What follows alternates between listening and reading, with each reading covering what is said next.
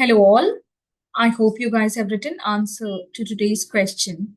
And as you guys know that our topic was GS3 and the theme that we specifically took was internal security.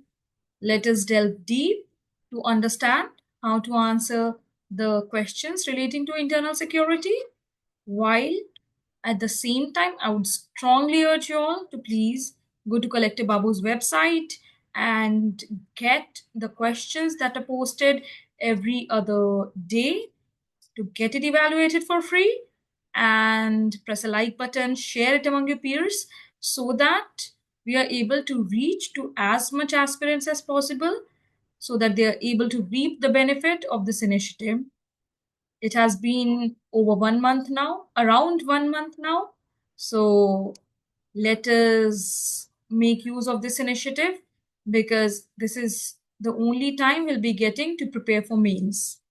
And after that, we have to bounce into our prelim preparation mode. Let us begin. As usual, I will be sharing my screen and we will be discussing the model answers to the questions that were posted by me in the morning. So let us have a look at our screen. Okay, so the first question was on Naxalism. Okay, and the other question was about northeastern insurgency, and the third one about about the maritime security risks.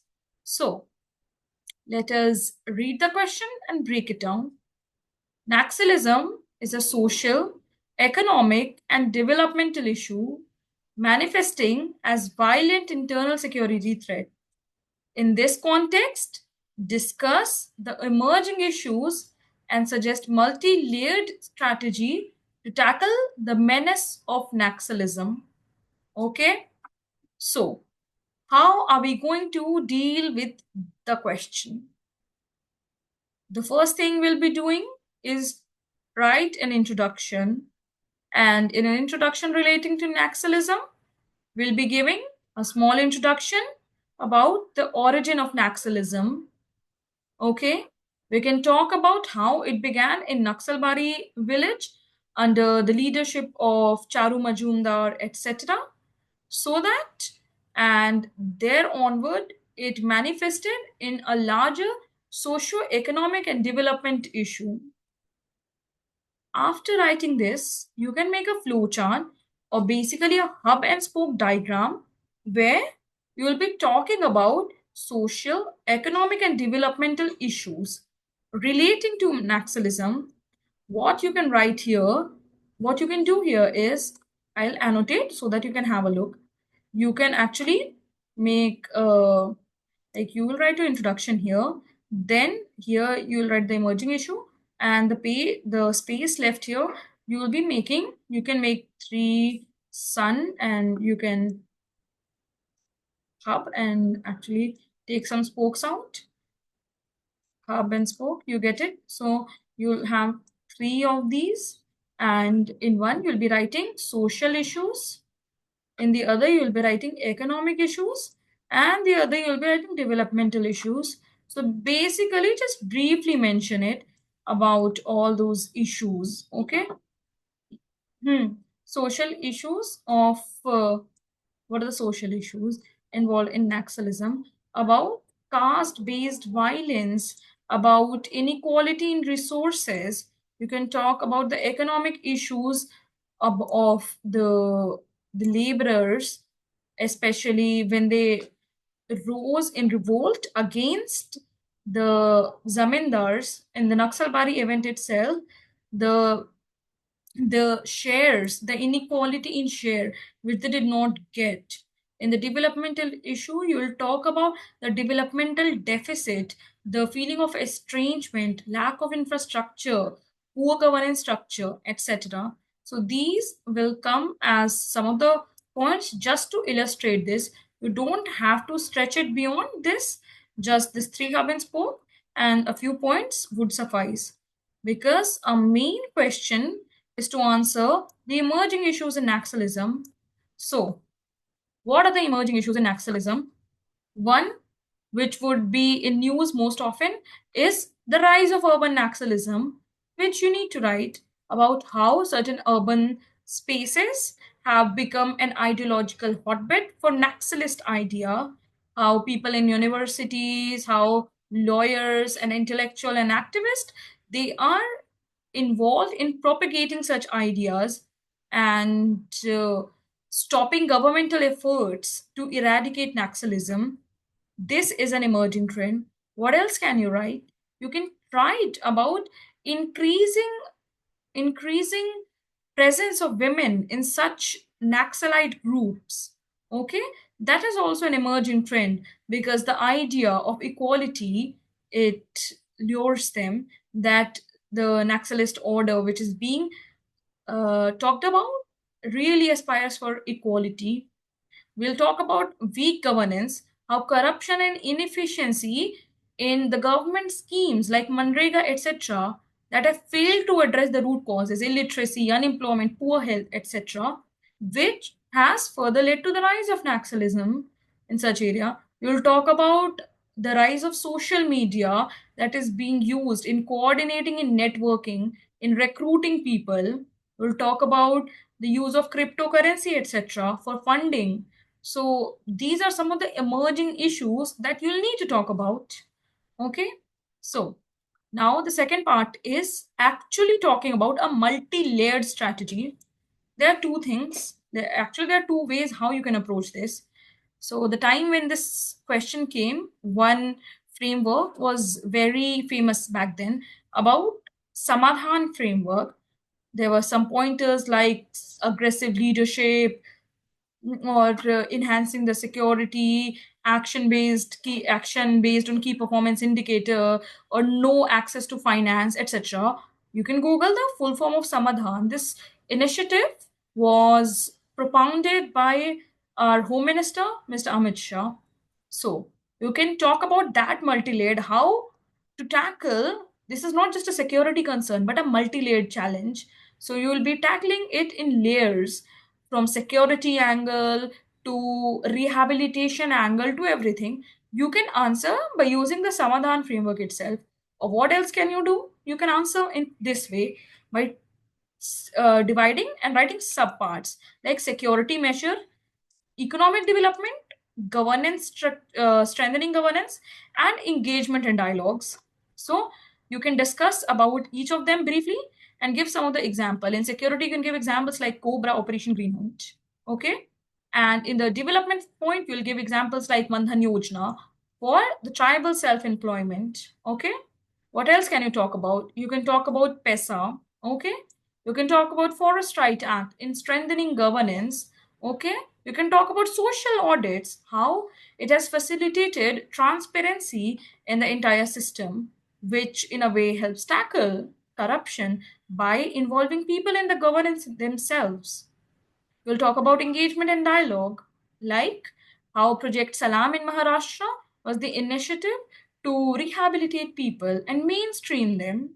You can give data like how many insurgents or how many Naxalists have laid down their weapons. You'll get all these data in the newspaper, which you need to collect. And you can conclude by giving what I told before. Home Minister Amit Shah gave a multi-layered framework, Samadhan, towards countering Naxalism, which is one of the pressing internal security concern. Let us move to the second question. It's a 10 marker, which is about northeastern region. Okay. The northeastern region of India has been infested with insurgency for a very long time. Analyze the major reasons for the survival of armed insurgency in this region. So, what we'll be doing? We'll talk about the major reason. We'll give a way forward. Pretty simple. Okay.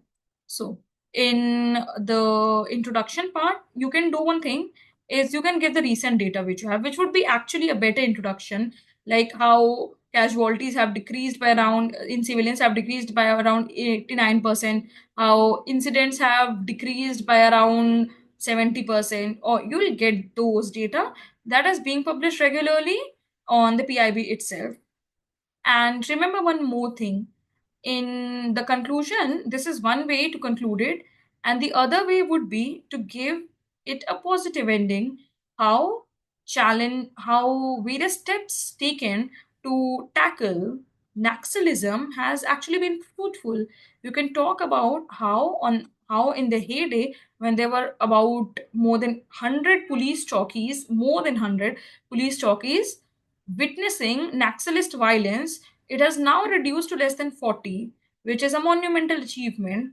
And for the exact data, go to PIB, you will get the data about how many police chowkis now are still facing the Naxalism problem.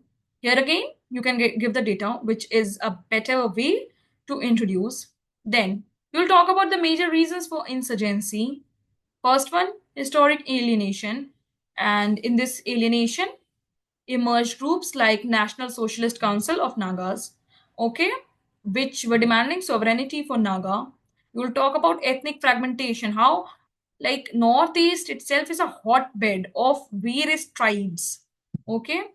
Then you'll talk about underdevelopment, how it has remained underdeveloped compared to the mainland part of India, how it has been underdeveloped in terms of infrastructure, in terms of employment opportunities, etc.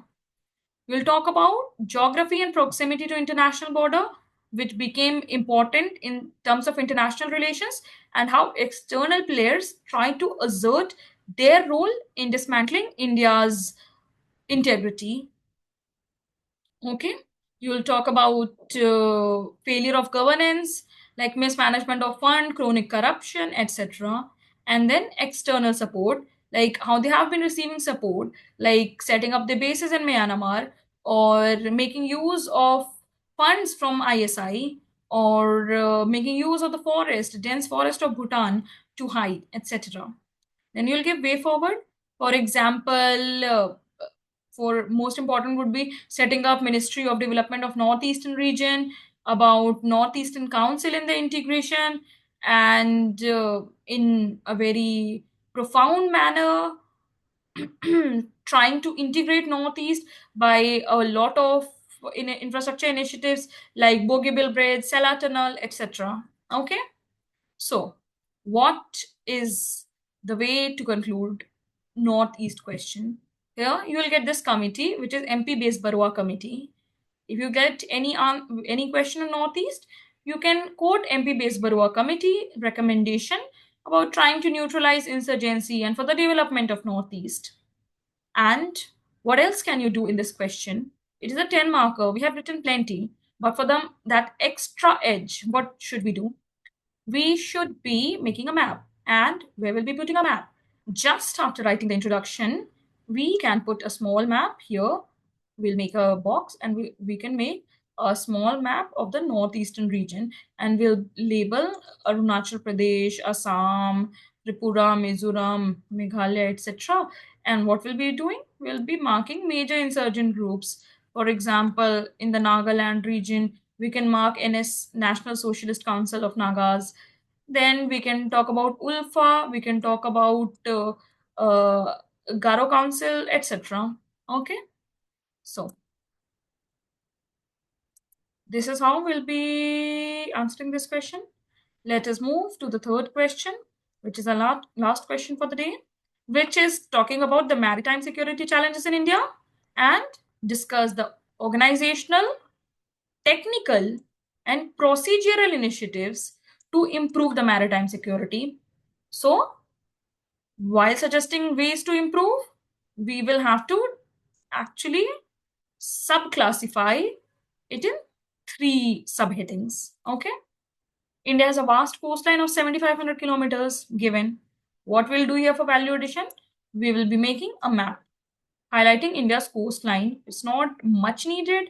If you have time, please go for it. You can make a map and you can highlight the coastline and talk about the vulnerability. You can talk or you can mark the major issues like the fishermen issue here, or sovereignty claims around Vaj Island, Vaj Bank, Kachativu Islands. You can talk about how this route was made use during the 2008 attacks.